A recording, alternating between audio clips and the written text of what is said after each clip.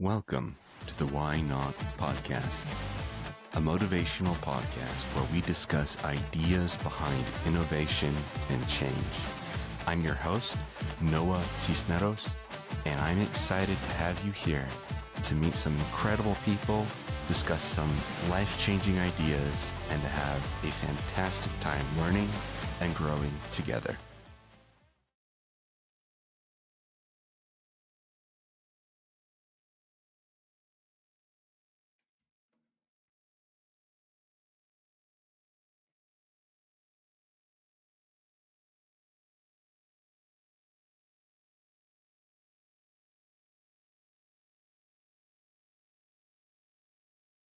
What's the difference between having potential and actually being who I say I will be?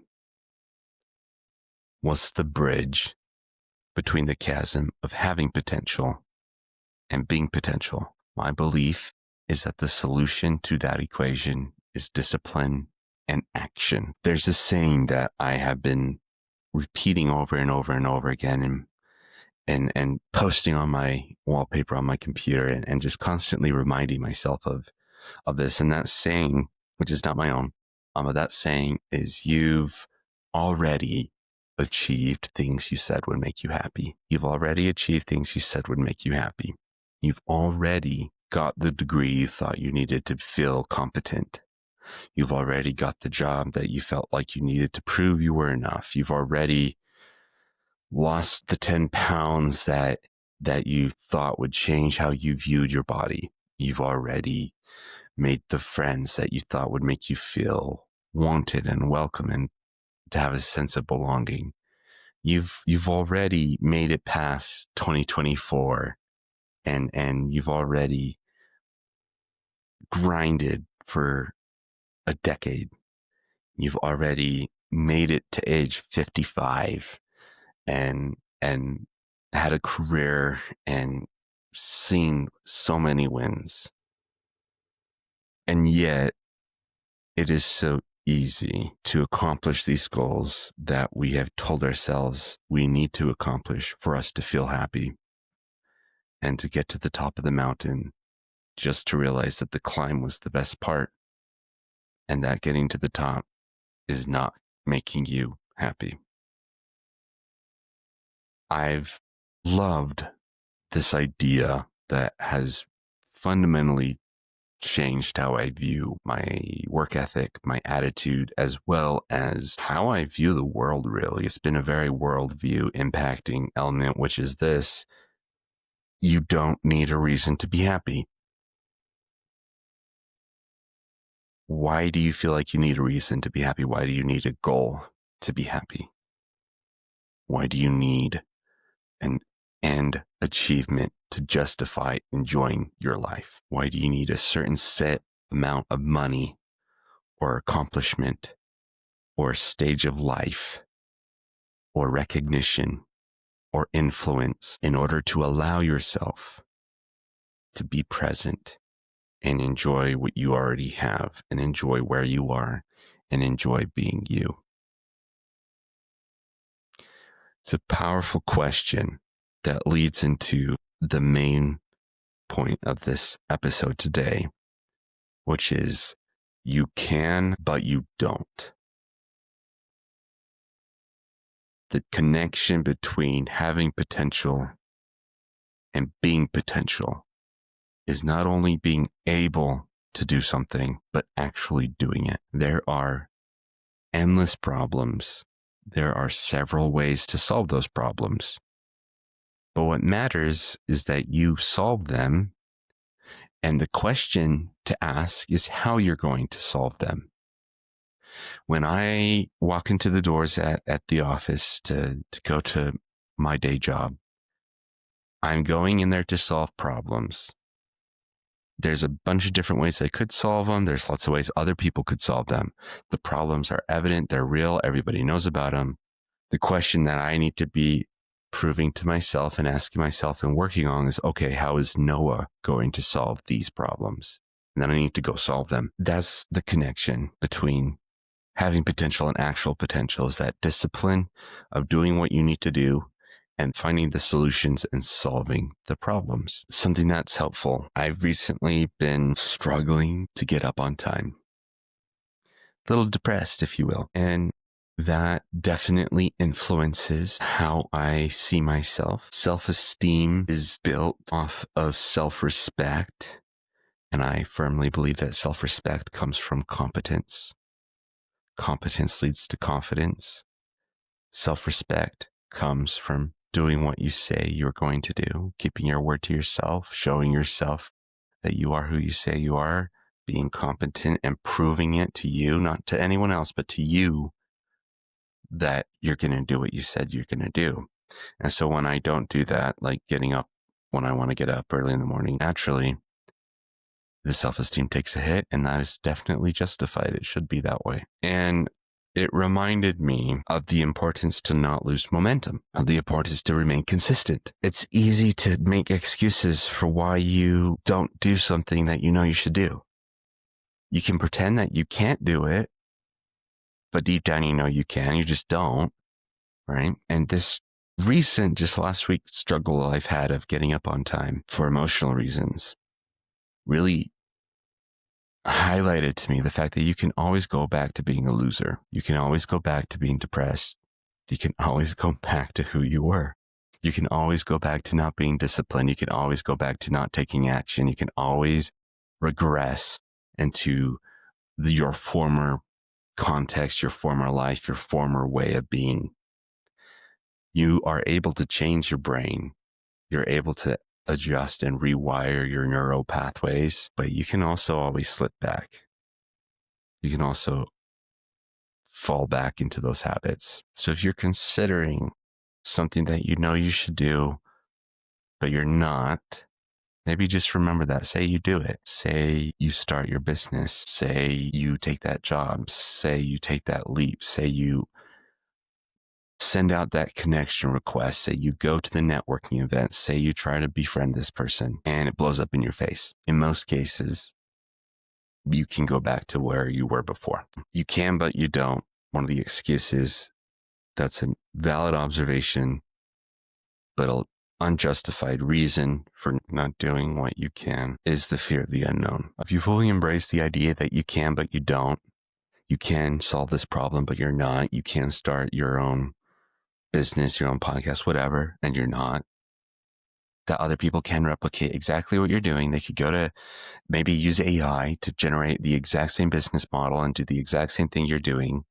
There's nothing to stop them, but they're not. If you can accept this idea, this sense of accountability, this sense of stewardship and the eradication of pathetic excuses, if you can accept that, you'll be much more powerful. You will have a much more violent work ethic.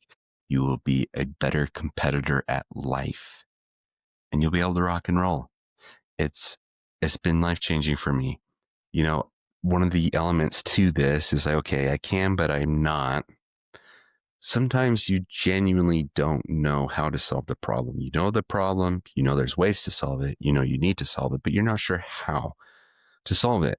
And to that point, I would say, well, what makes you think you have all the answers? There's a lot that can be said to look internal, to meditate, to find answers within, to really figure out who you are. And I think there's a lot that can be said towards that. I'm definitely a big believer in journaling and thinking and meditating. But at some point, to some degree, some problems require solutions that, quite frankly, you do not have. Whether it be skill set, understanding, knowledge, education, mentality, there are certain elements where your brain simply does not have the answers. And that is the point where it is critical to look elsewhere for ideas, suggestions, advice, and ask questions. This entire podcast is focused and centered around asking questions. We bring on excellent individuals here who have brilliant minds and have solved several different problems. We ask them how they do that. We like to pose different ideas to you, like in today's episode, that might get you thinking in a different way, and ask yourself questions. And that's why, because at some point you have to look elsewhere. You will always need to learn.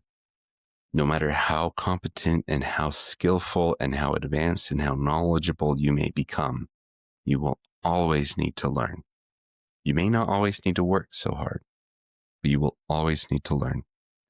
And keeping that at the forefront of your mind when you consider taking that action that you need to, of being disciplined and crossing the chasm between having potential and being potential. Remember that you always need, not can, not should, not might, but need to learn. Another element of this idea of you can, but you don't. There will be endless things in your life at any stage of your life that stresses you out.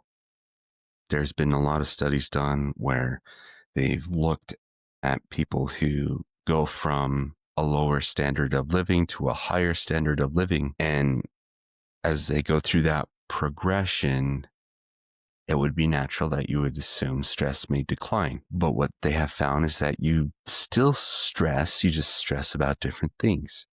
You go from stressing about having enough food on the table to stressing about how your HOA is enforcing rules. And as I say that, I'm sure many of you can think of very specific people and very specific examples throughout your life where they may be stressing about things that, quite simply and frankly put, do not matter whatsoever, or at least don't matter to you, or don't matter on the grand scheme and big scale of things, right? But they're stressing about it. Because every human being is looking for that threat. And as you continue to enrich your life and become more privileged and have more resources, it is natural for that survival instinct to not go away, but to just refocus on other elements. Being cognitive of that natural mental behavior and habit that we all have ingrained in us is helpful when you intentionally choose what to stress about.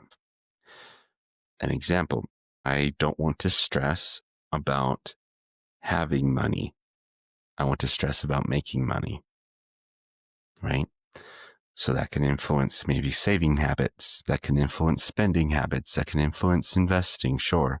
That can influence your work habit, that can influence decisions throughout your life. But choosing very intentionally for myself has been extremely fundamental in guiding my decision-making process. That I want to stress about making money. I do not want to stress about having money.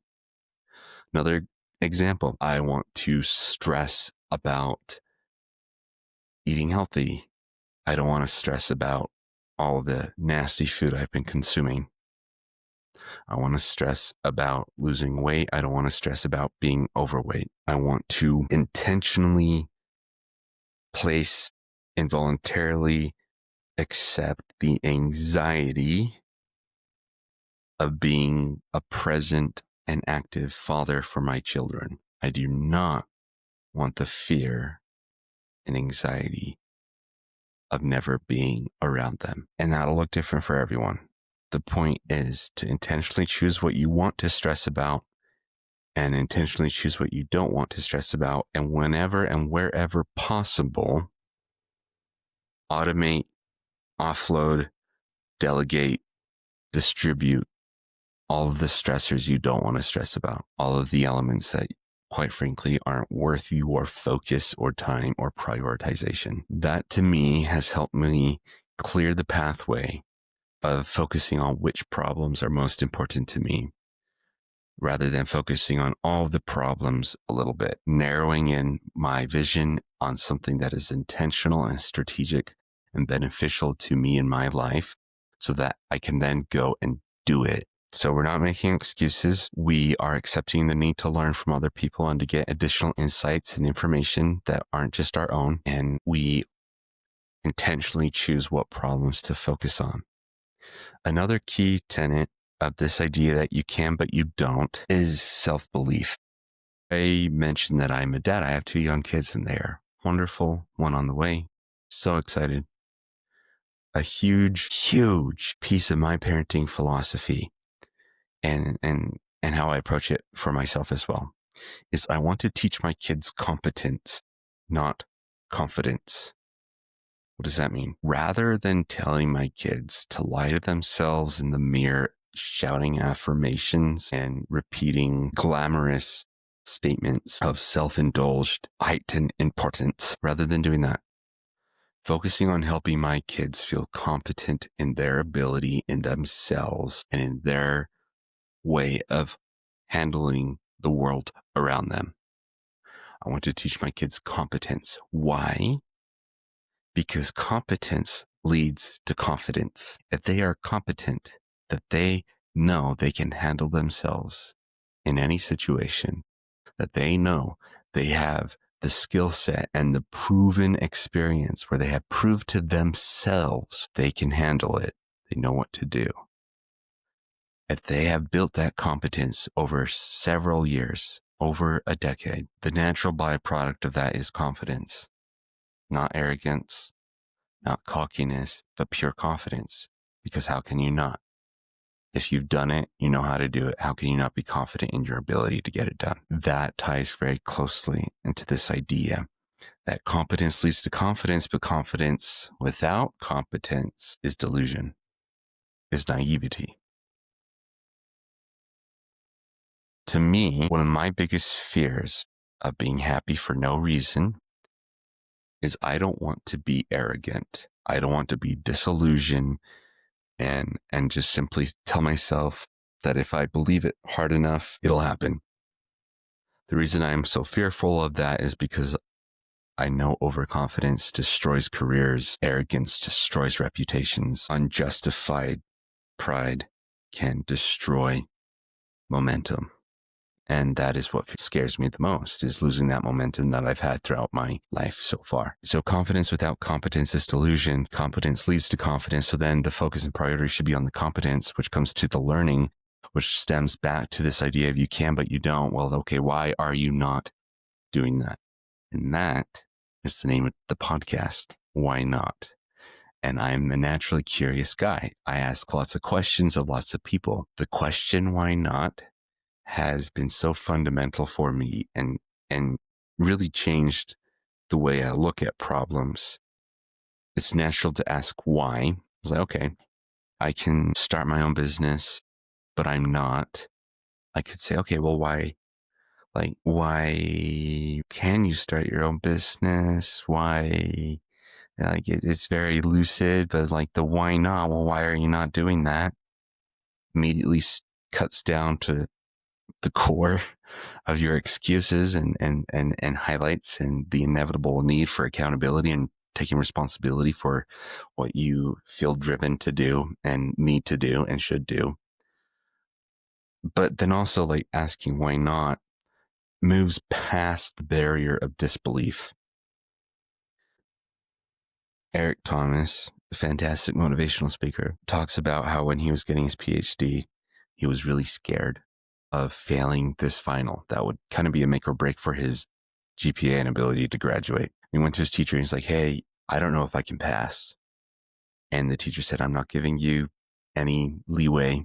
I'm not going to make it easy for you. You don't get extended deadlines. You don't get any study, get whatever, right?